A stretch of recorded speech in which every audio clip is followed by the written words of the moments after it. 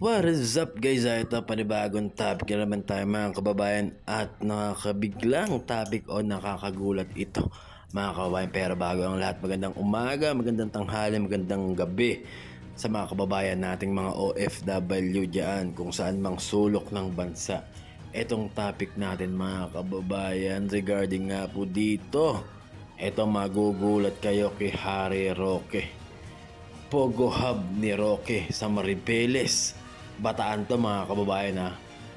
Kumikita ng 25 billion sa loob ng 5 taon mga kababayan.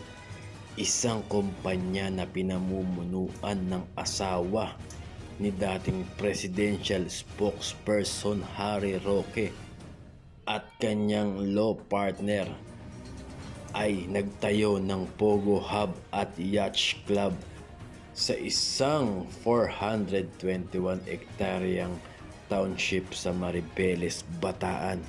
So ito mga kababayan, itatapik natin. Ano ba yan? Naglalabasan na nga po.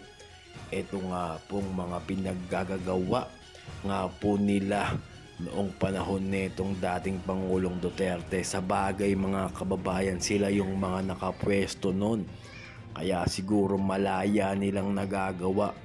Ito nga po at malalakas sila mga kababayan.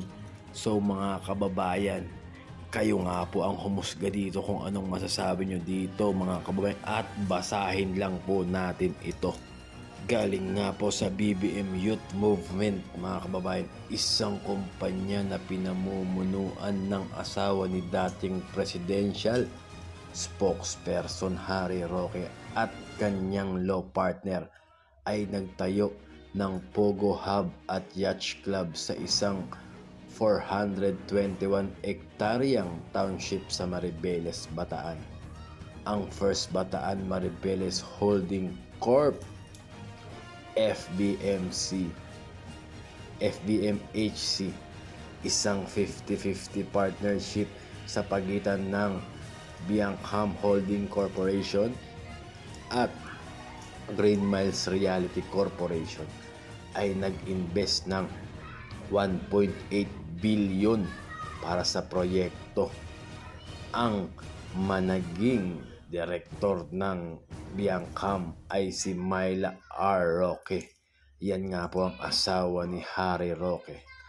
Ayon sa isang source, nag-apply ng FBMHC para sa Economic Zone Perks sa Authority of the Freeport Area of Bataan or AFAB. Ang township ay may Yacht Club, Beach Resort, Retirement Village, Industrial Park, Warehouse, Condos Housing at Pogo Hub.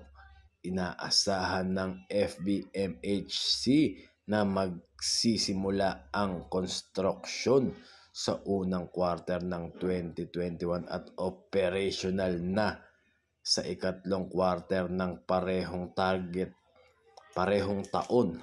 Target nilang kumita ng 25 billion sa loob ng 5 taon. So ayun nga po, ano na naman po yan, hindi biro yan. Grabe po sa 25 billion sa loob ng 5 taon. Ngayon ay naglalabasan na mga kababayan. Ito nga po, mga pinaggagawa nila noong panahon nga po nitong dating Pangulong Duterte. So, ayun lang mga kababayan na binigyan ko lang po ng reaction. Ito kayo mga kababayan, anong masasabi nyo dito? I-comment down below nyo naman mga kababayan. And maraming salamat sa inyo. God bless us all. Thank you mga kababayan.